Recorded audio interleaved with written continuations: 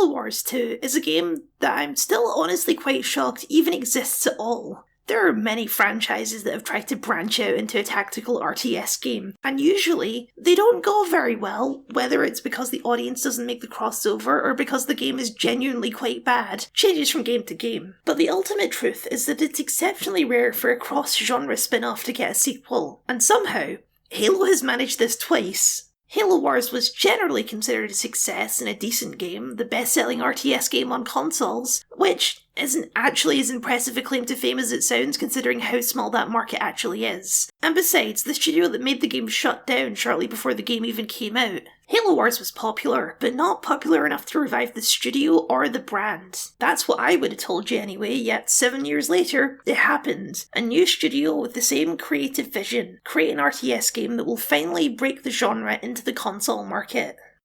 I might be underselling Halo Wars just a little bit. It was never as popular as the FPS games, obviously, but it had its niche, and console RTS fans weren't exactly spoiled for choice, so it had pretty much exclusive rights to that niche. From a pure, cynical business perspective, a sequel to Halo Wars does make sense, because Halo Wars never actually did break RTS games onto the console market. It was a successful game, but it didn't cause any kind of console revolution like Combat Evolved did for FPS games. But it did establish a niche, and niches can be expanded. Of course, there is another angle to this. I may have loved Halo 5, but that was not the general consensus, and combined with Halo 4 and the Spartan games, 343's run as curator of the Halo franchise was not looking too good. They needed a win, a game that everyone could uncontroversially agree was good. Instead of trying to make it themselves, 343 reached out to the experts. Creative Assembly is a studio most known for Total War, a franchise of RTS games that have been coming out steadily since the 2000s. And, for reasons beyond my understanding, they also made Alien Isolation. I've never played it myself because I'm a big scaredy cat, but I've only ever heard good things. The story, then, is remarkably similar to the first game. A studio with a long-known success in PC RTS games trying to break into the console market. You can view it exclusively as a cynical business move if you want to, but I think that ignores that trying to make an RTS game work on consoles is a genuinely interesting and creatively compelling challenge. Halo 2 is a fantastic game exactly because of how well it straddles the line between these two worlds. It adds in complexity and depth on the first Halo Wars game, without going overboard and no longer functioning as a console RTS game. It's bigger and more complex than Halo Wars 1, but it's not scary. You don't need to look up a bunch of YouTube tutorials in order to figure out how to play the game. It also laid the groundwork for what would end up being one of the dumbest decisions in the entire series. But we're not quite there yet. Banish that from your thoughts for now. And instead, let's talk about the game that may well have saved the entire Halo franchise.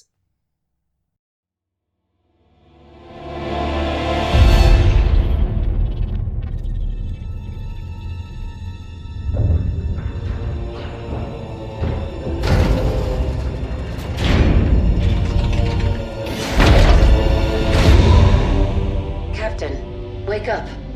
Something has happened. Halo Wars 2 picks up 28 years after the first game, which places it chronologically right after the events of Halo 5. This was apparently a mandate of the series' creative director Frank O'Connor, who wanted the game to feel more in line and connected to the main games in order to raise the stakes. That turned out to be much more true than they were anticipating, but again, we're not there yet.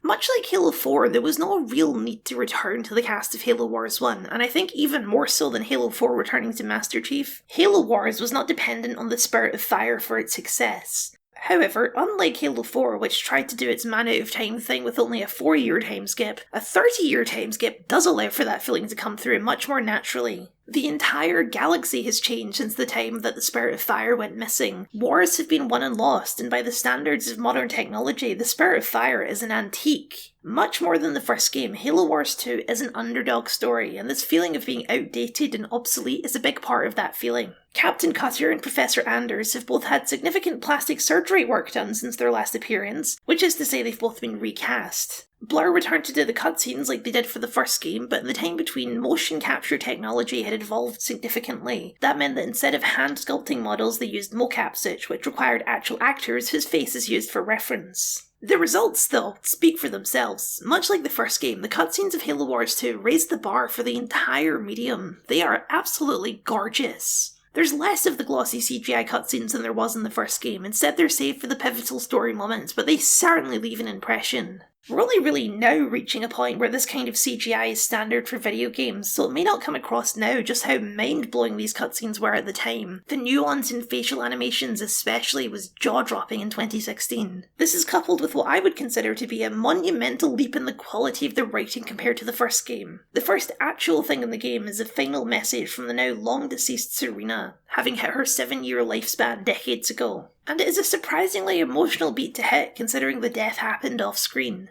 As for me, well, regulations are clear about final dispensation at the end of an AI's 7-year lifespan. I took care of my own arrangements rather than wake you. I didn't want to... well, I hope you can forgive this final breach of protocol. It was a pleasure and an honor to serve with you, sir. Do look after everyone for me, would you? Goodbye, Captain. Serena out.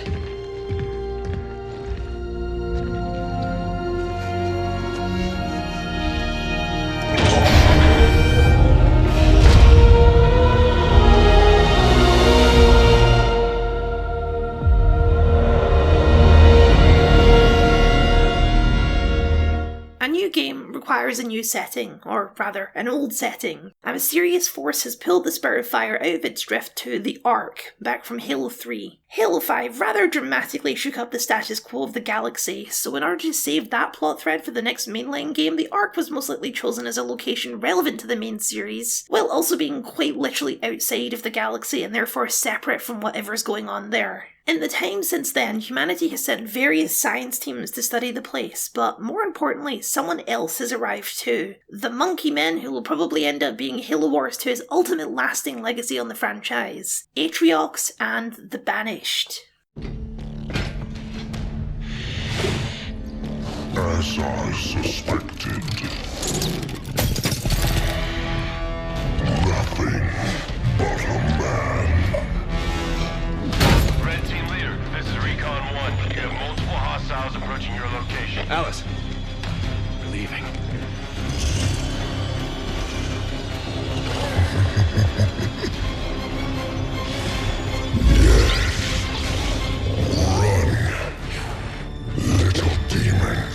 Halo 5 effectively ended the Covenant for good, for real this time, which presents a problem when you need an enemy faction for your RTS wargame. Thus, the Banished were born. Brutes had been underutilised in the 343 era, not having an appearance in any of the mainline games since Halo Reach, so this would be their dramatic return. Except rather than being the mindless barbarian ape men they were in the previous games, the decision was made to give them a face, a leader who was wise as well as strong, someone who could be a strategic rival as well as a physical one. Thus, Atriox was born. They are the perfect enemy for Halo Wars 2. In many ways, the Banished are a much simpler faction than the Covenant ever was. They don't have the religious zealotry that defines the Covenant, nor the complex political machinations that made Halo 2 so interesting. They're raiders in a much more traditional sense, looking mostly for weapons and resources to increase their own power. They're not that deep, at least not the way they're presented in-game anyway. But what they are is big, imposing, and menacing, which is exactly what Halo Wars 2 needed for its villain. Much like the gameplay of Halo Wars, the story that Halo Wars 2 is going for is kind of defined by its simplicity. Here's this big man. He's really evil. He outnumbers you 60-1 and all of his troops are twice as big as yours and covered in big bulky armour. Now go kick his ass. The Spirit of Fire should not stand a chance against a force like the Banished, but whoever let a thing like that get in the way of victory? I think this is a lot of the reason why people latched onto this game after Halo 5 was considered too complicated and messy. Simple stories are not bad stories, they're just basic stories. Halo Wars 2 is pushing no boundaries with its storytelling, but it tells a simple story in a highly competent way. Sometimes all you need to motivate you through a campaign is a really good speech.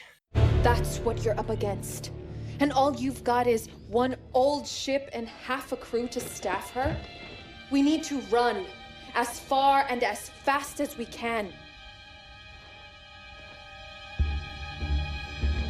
We are just one ship. and an old one at that. But here we are, 30 years past what anyone could ask of us. Our war is gone. The lives we had are gone. The worlds we knew have moved on. And now, all that we may have left are those standing beside us. And the duty that defines us, battle after battle, fighting side by side, together. Where you see half a crew, Isabel, I see family, courage, and 1,000 heroes who swore to fight their way through hell before they'd ever turn their backs and run. And where you see one old ship, I see home. And that is always worth fighting for. Hurrah!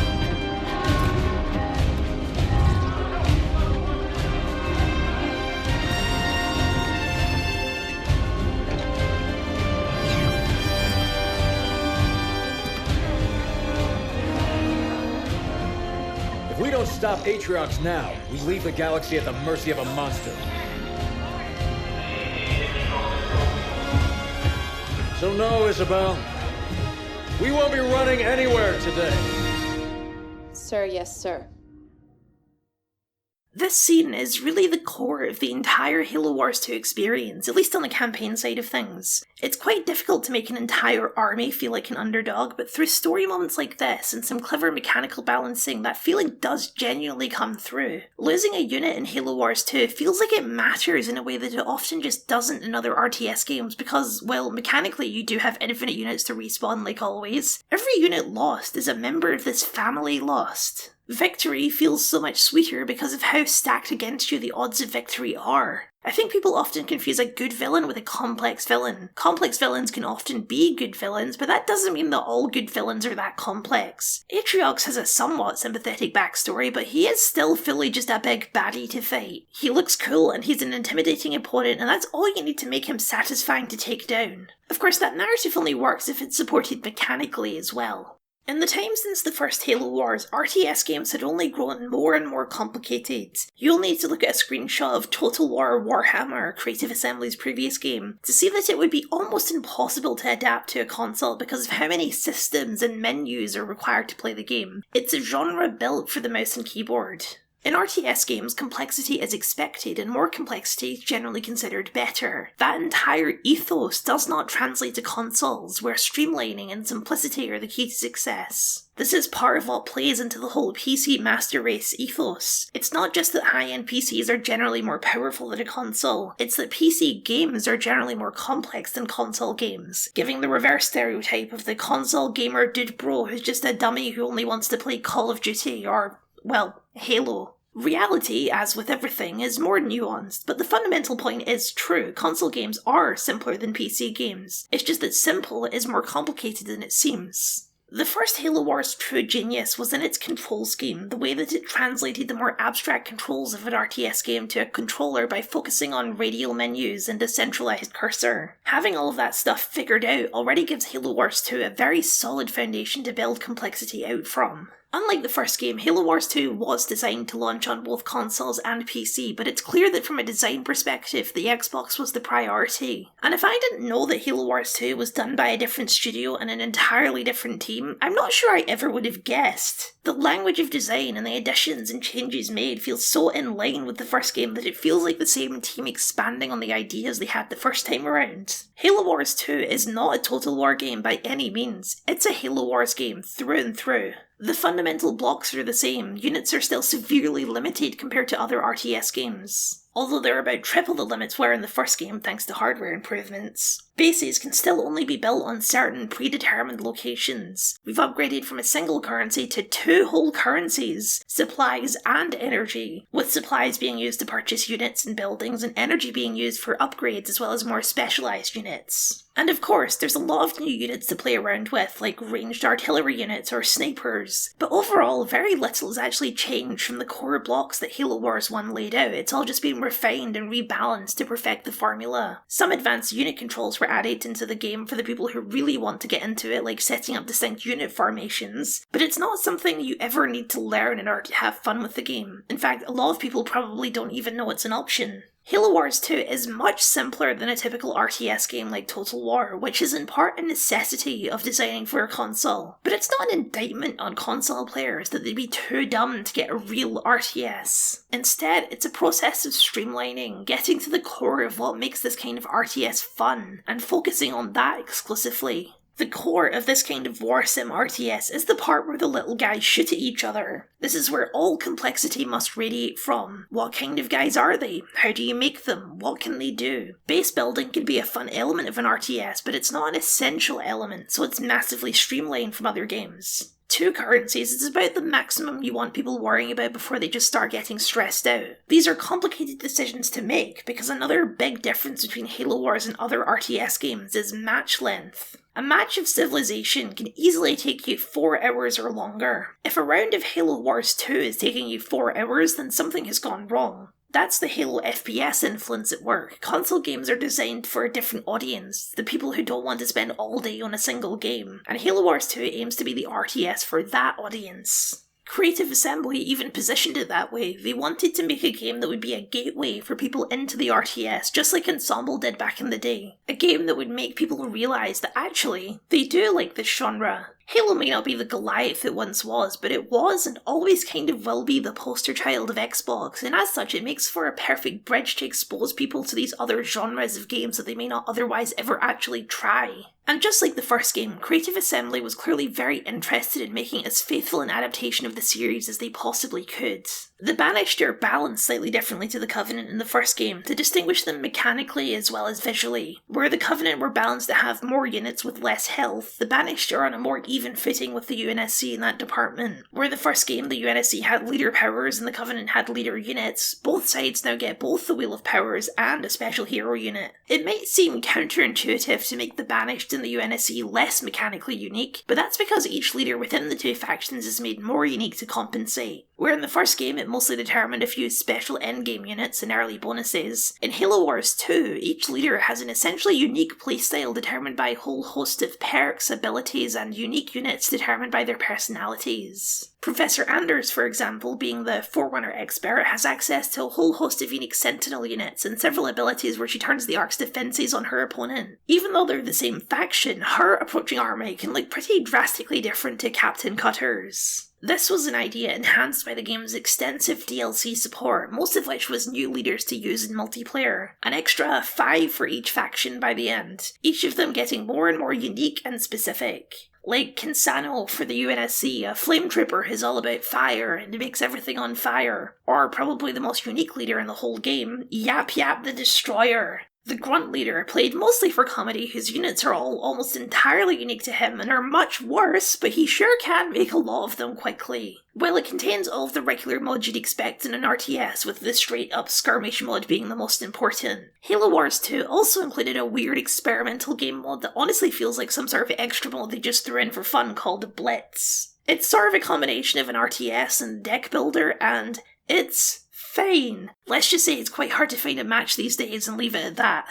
It's important for any game to be clearly readable, but it's especially important in an RTS where you could be looking at hundreds of different units at a time and have to be able to tell clearly from a distance what everything is. While the glossy blur cutscenes are aiming for realism, the actual in-game graphics skew in the total opposite direction, very exaggerated with big blocky shapes and bold colours. This isn't a graphical limitation, it's a deliberate style that the game is going for, and I think it works really well. Every unit, building, and environmental detail is designed to look like a painted miniature that you might use in a game like Warhammer. I'm absolutely convinced this is intentional considering the game's main menu, which cycles through still close-ups of the units from the game posed like miniatures on a board. It's similar to what the first game was going for, but so much better realised. Combined with the flashy new lighting and particle effects that the 360 would explode trying to render, I think the game looks gorgeous, even years later, because the style has aged so gracefully. The design of the Banished is perfect. They often have the same skeleton as the old Covenant units, but with big, bulky armour and war paints on top of them. While their bases, especially things like power extractors, look aggressive and exploitative. Where the UNSC generate their power with windmills, the Banished drill into the ground with these aggressive-looking machines that always look like they're about a minute away from exploding. It showcases so clearly what the Banished are here for. They're not explorers, they're conquerors, here for resources to fuel their war machines. In line with how it actually works in the story, both UNSC and Banished bases have been designed to look like much more temporary structures, particularly the UNSC bases. Where in the first game, buildings would rise from underground, this time everything is airlifted in by the Spirit of Fire. The Banished buildings are dropped into, they just drop in a little more aggressively.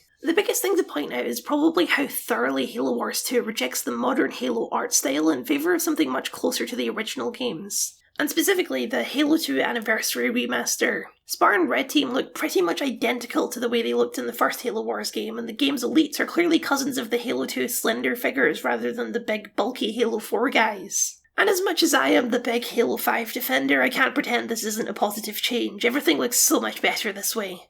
Halo Wars 2's actual campaign is split into 3 acts, with each act covering an important conflict in the ongoing war against the Banished on the Ark. First, taking down Atriox's top lieutenant, a guy called Decimus, who has a big mech suit, as well as taking control of the portal system that Atriox has been using to conquer the Ark.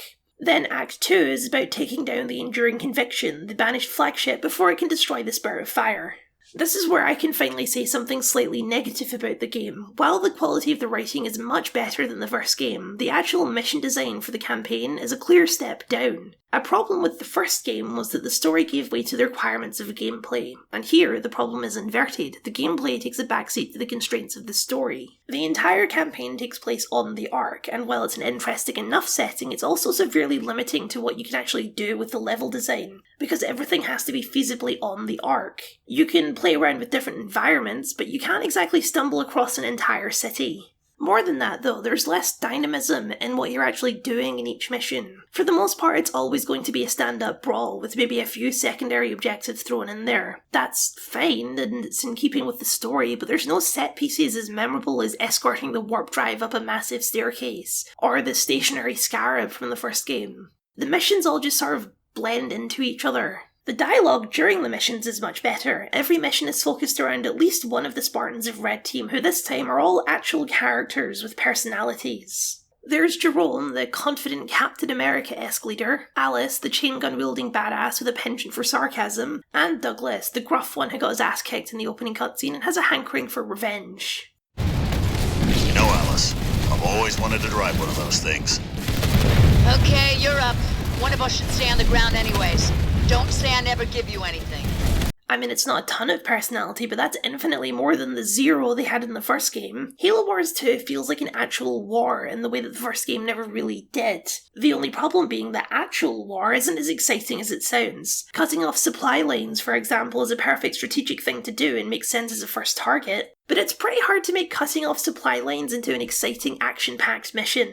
On top of that, the campaign also struggles with tutorialitis, where it's not until like the 7th mission where the game actually lets go of the training wheels and introducing you to stuff and how it works. And the campaign is shorter than the first game, so the tutorial aspect of the campaign really starts to drag after a while. The fancy cutscenes are positioned less to keep advancing the story and more like a reward for making it through certain parts of the campaign, which I don't think is a terrible approach considering how expensive these cutscenes must be to make. And they contain within them some of the coolest moments of the entire franchise, like Isabel, the civilian AI that the crew rescued who takes over from Zarina, using the Ark's defences to absolutely annihilate the Banished flagship.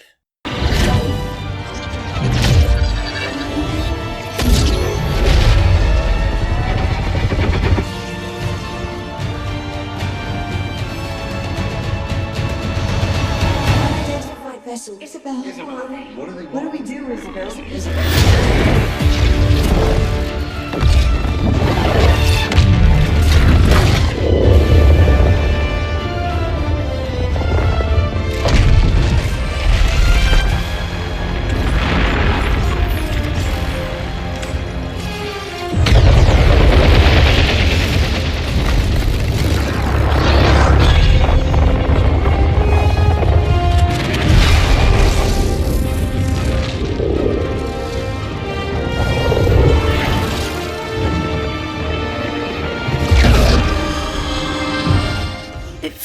silly to say that the campaign is lacking when it contains moments like this, but ultimately this is still a video game with video game concerns like fun and gameplay. The minute-to-minute gameplay of Halo Wars 2 is fun, but that's also the multiplayer experience. A campaign in a game like this kind of needs to be more than that. It has to provide some sort of experience or challenge that you can't have in a multiplayer match. A narrative is certainly one thing that you don't get in a multiplayer match though, and I really can't stress enough how much better it is compared to the first game. It's not that the first game is bad, but the crew of the Spirit of Fire never quite crossed the threshold into actual people beyond their set archetypes. Everyone remembers Sergeant Forge because he's the funny one who cracks jokes, but Cutter and Anders were employed as very utilitarian characters. Here, Captain Cutter is ever the stoic and collected captain he always was, but the game takes time to show these small moments of humanity. Like before he gives his big speech, he looks around the room and realises that he's going to need to make a big speech to keep the crew's spirits up. Being the leader isn't just about telling people what to do, it's about inspiring the confidence that you know what to do and that they should listen to you.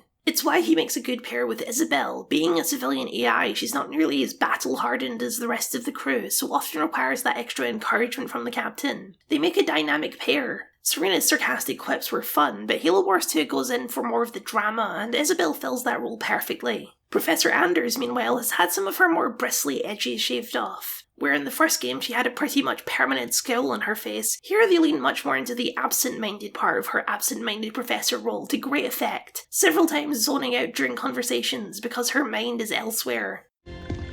I'll need to get down there. Immediately, of course. Good morning to you too, Professor. I'm sorry, Captain. It's good to see you too.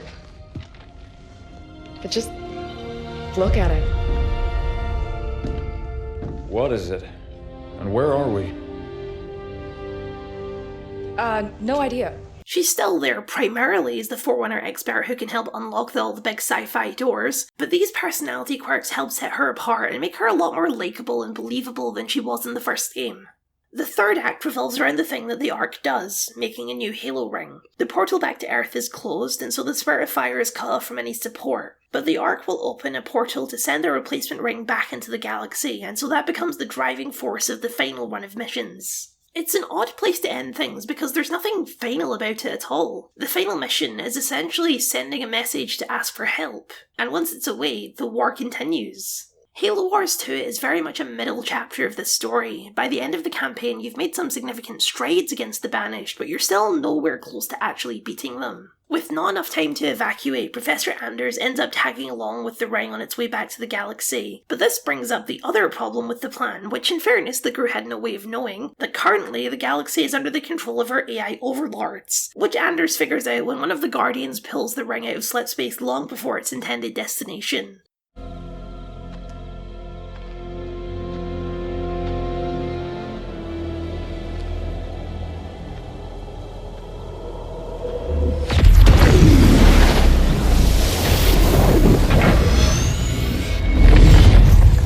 Good job, Ellen. We may have been safer on the Ark.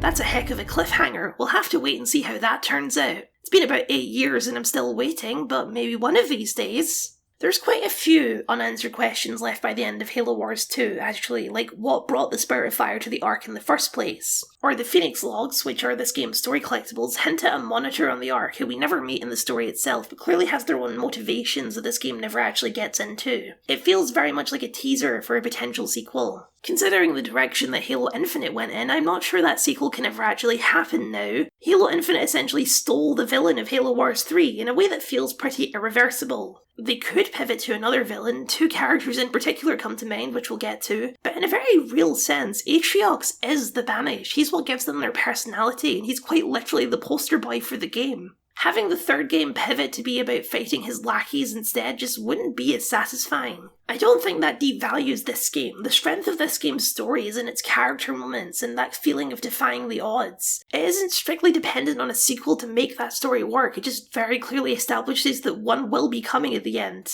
I think we probably will get a Halo Wars 3 someday, either by Creative Assembly or someone else, but it will be a weaker game through no fault of this one. But again, we're not quite there yet. O'Sullivan, our drones have found something. Take a look. Some kind of cloak. I can't make out a thing. Switch to Biz Feed 24, high angle. Banished engineers. Alert the captain. Whatever they're doing, we need to get down there, fast. Vaughn, you and Boomerang Company are good to go. Acknowledge, Spirit of Fire. And how do we go, Helljumpers? We go feet first. If you're not counting cosmetic packs, then I think Halo Wars 2 probably has the most substantial DLC support of any game in the series. And it's the only game in the series besides Halo Spartan Assault to add extra story content as part of its DLC in the form of 2 bonus campaigns. Operation SPEARBREAKER and Awakening the Nightmare. Awakening the Nightmare is the big one. It's the Banished campaign that primarily revolves around fighting the Flood, and it's the one that's been talked about and teased since launch. So when Operation SPEARBREAKER, a 2-mission mini-campaign starring a random team of ODSTs, was first announced as the final piece of content on the Season Pass, it sparked a little bit of controversy. People thought that when they were buying the Season Pass, they were buying access to all the DLC, but in reality the Season Pass only covers each of the DLC leaders that had been added individually and Operation SPEARBREAKER. But the sneaky little Season Pass wasn't worded like that, it just promised a new campaign. The description has long since been updated to make it crystal clear what the Season Pass actually includes so that no one's allowed to get mad at them anymore, but when has that ever stopped people from being mad? This is a trick that has become standard now, of course. Ubisoft especially loves to do this. Have a season pass for the first run of DLC and then release a second, much bigger and more impressive DLC pack that isn't in the season pass and you have to buy separately. I think Awakening the Nightmare might actually be worth the extra cost. I totally understand why they sold it separately, having played through it all, and we'll get to that in a bit. But the optics often matter a whole lot more than cold strategic business. Here, in the future, we can be less concerned about those kinds of business decisions and focus on the end products. Because lost in that whole kerfuffle was any discussion of Operation SPEARBREAKER itself, because it's a very odd little project all round. I remember at the time they tried to market it as a sort of RTS homage to Halo 3 ODST, and that sounds pretty interesting, but the fact that both star a team of ODSTs is the start and the end of the similarities between the two stories. Operation SPEARBREAKER is the story of an operation by Major Vaughn, his ODST team, and Boomerang Company to stop the Banished from launching an ancient Forerunner dreadnought that could easily destroy the Spirit of Fire. So basically, it's the exact same plot as Halo Wars 1, only much shorter. It features no returning characters from the base game and feels completely disconnected from anything going on in the campaign. Only 2 members of the ODST squad ever actually speak, Major Vaughn himself and Quinn, the team's tech expert, even though on the Phoenix logs all of them are listed separately with names and personalities all laid out for them. It's quite strange. There's really not much more to it than that. Vaughn and Quinn have a bit of a Kirk and Spock thing going on, but with only 2 missions, there's really not a lot of time to explore it. A direct application of kinetic energy should be applied here. You know, you could just say shoot it. Even more disappointing to me is the lack of screen time the villain gets. Instead of focusing on Atriox, Operation SPEARBREAKER's evil scheme is being hatched by one of the DLC leaders that was added into the game post-launch. Colony, 2 hunters who work together as one mind and speak with the robotic voice that sounds like the Borg Collective. Humans, we will end you. We will bring finality. What was that? I don't know, and I don't like not knowing. Stay alert. Hunters have always been slightly more interesting lore-wise than in-game, where they're usually just the biggest enemies that you need to shoot in the back. But if you look up close, they're actually not a single creature, but a big pile of worms working together to pilot a mech suit. The worms, officially known by the very catchy name Megalicolo,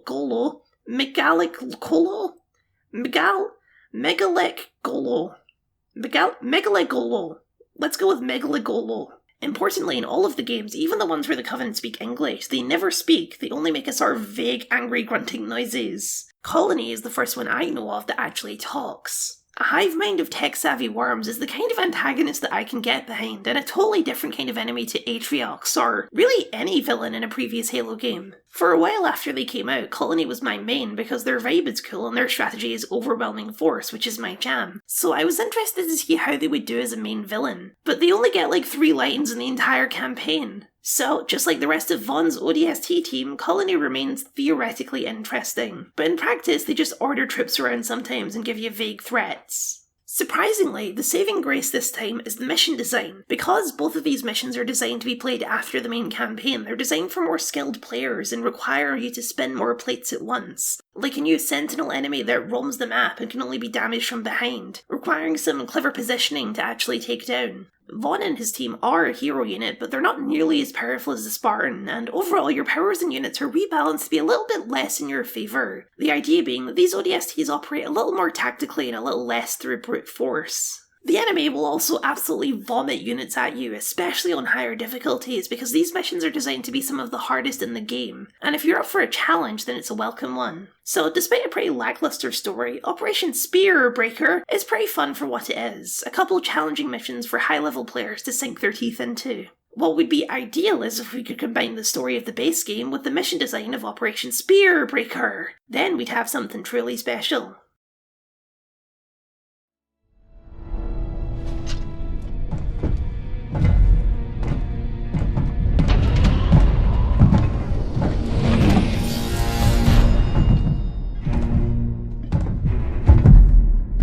Not disobey your orders again.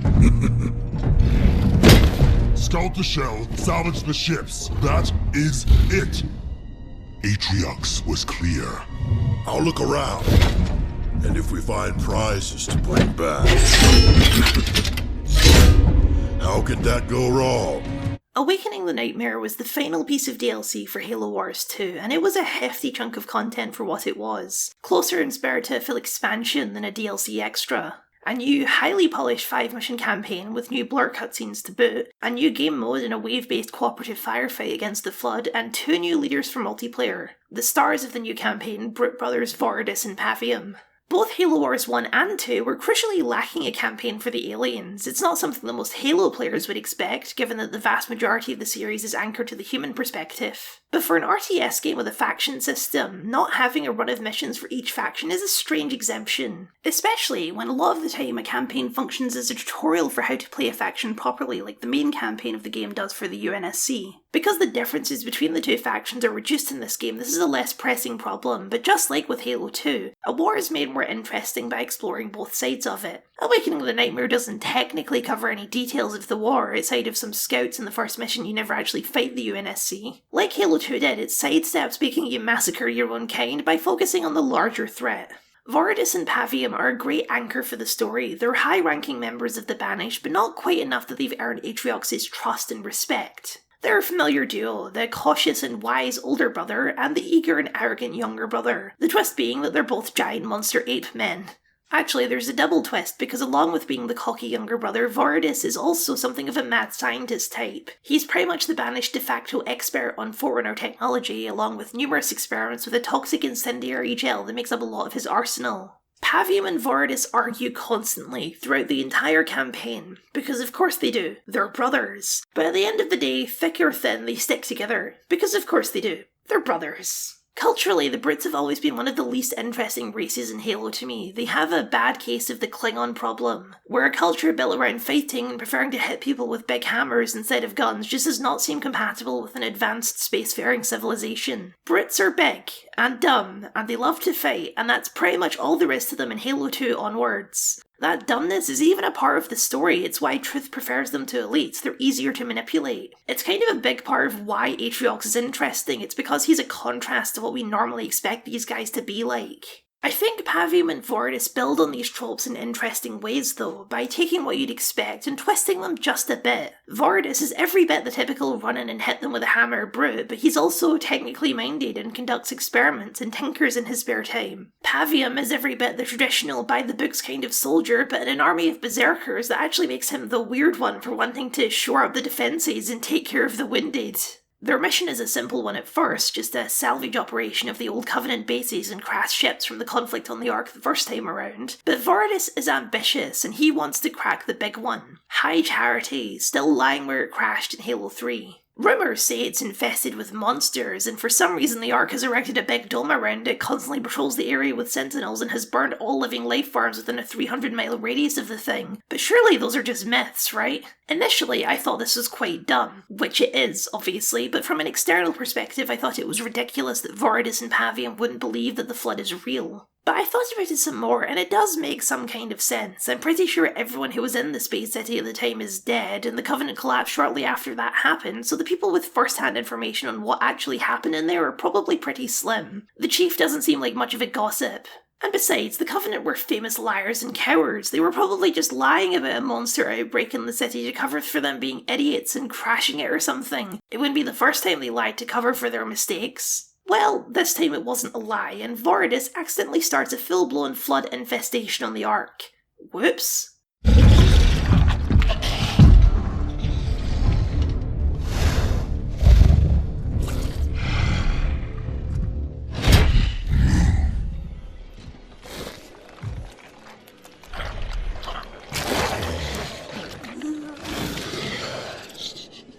Prepare yourselves.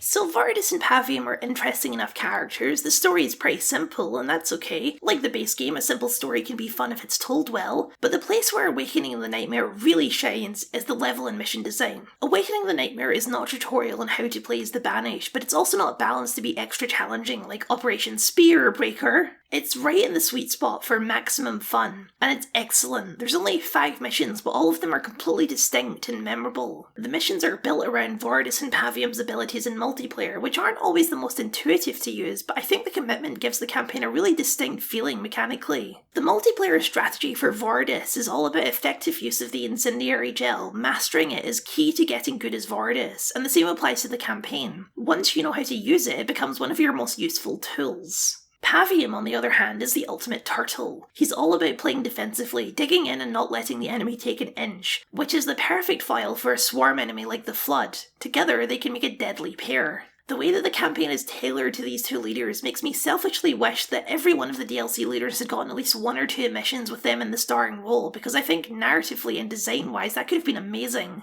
For example, the first mission has you escorting a Scarab through Sentinel territory driven by Voridus. He isn't under your control, so you have to constantly have your units keep up with him and protect him. Yes, it's an escort mission, but it feels like a completely in-character escort mission. He's reckless and impulsive, and you get to channel the annoyed older brother trying to keep pace with him so he doesn't get himself killed. The second mission is pure Pavium, as you're getting hounded by the Flood and have to keep falling back to various defensive positions and holding out for as long as possible. Voridus has an expedition into the Forerunner tunnels to reactivate the defences that he stupidly shut down before, and it's the ultimate micromanagement mission. Just a few elite units and Voridus himself. It's here that if you don't properly learn how to use the incendiary gel, you will be instantly overrun. Probably the most unique mission is the third one, where because the location is too volatile, you can't mine for energy because the extractors just explode. Now who wishes they were using windmills? Instead, you have to harvest energy from crystals formed around the area and mediate it between the objective and upgrading your units and buildings. The Flood are so much more interesting to fight than they were in the first game, partly because the new hardware can render so much more of them than before and make them truly feel like a Flood, but also because they've been given so many more ways to kill you. They can now infect vehicles as well as infantry, which means you can no longer just subvert them by steamrolling them with tanks, but they also have a whole host of new enemy types like spawners that hang back and force you to advance to them, or the massive, slightly terrifying lanky boys that take a ton of hits and buff all the other Flood around them. They feel at the point now where with a few tweaks they probably could be made into a playable faction in multiplayer, but I can understand why they weren't. It would be an absolute balancing nightmare. The final mission is of course to drive it back before they can farm a new Gravemind, and rather than being a boss fight at the end, the entire level is the boss fight as the giant fleshy proto-brain sits in the centre and you pelt it back with everything you've got before it can gain full intelligence. But more importantly, before Daddy Atriox arrives to dish out punishment for causing this mess. I told you not to go inside.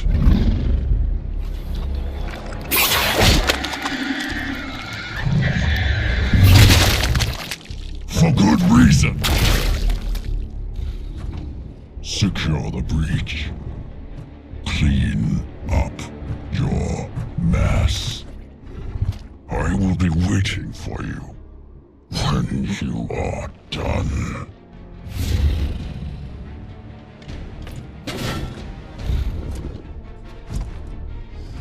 While it is is a self-contained story, pretty much entirely separate from the main campaign. Awakening the Nightmare is excellent, the absolute peak of what Creative Assembly were able to do with the game. It does also present a question though, the same one at the end of the base game.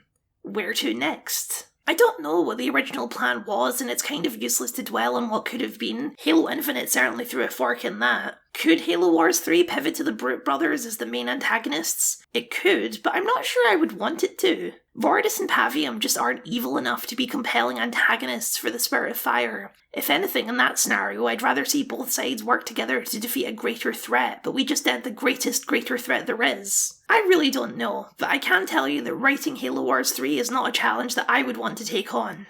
I realise this has been kind of an overwhelmingly positive retrospective, but that's because Halo Wars 2 is just such a genuinely good game.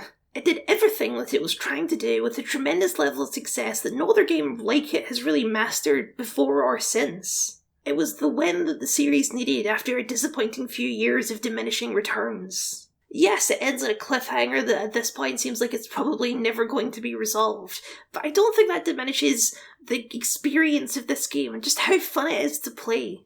It's one of my favourite games in the series exactly because of its simple brilliance. And as much as I've alluded to it, I don't think Infinite stealing the Banished actually devalues this game in any way.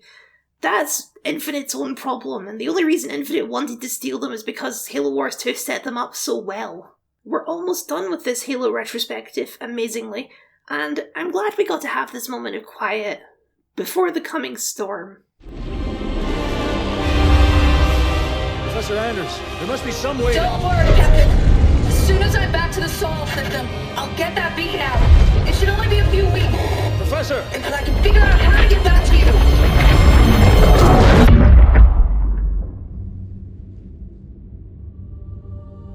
Captain? The other teams are clear? Yes, sir. ETA to the Spirit of Fire is 5 minutes. Bring up the map. We have a lot of work to do until she gets back. Aye, Captain.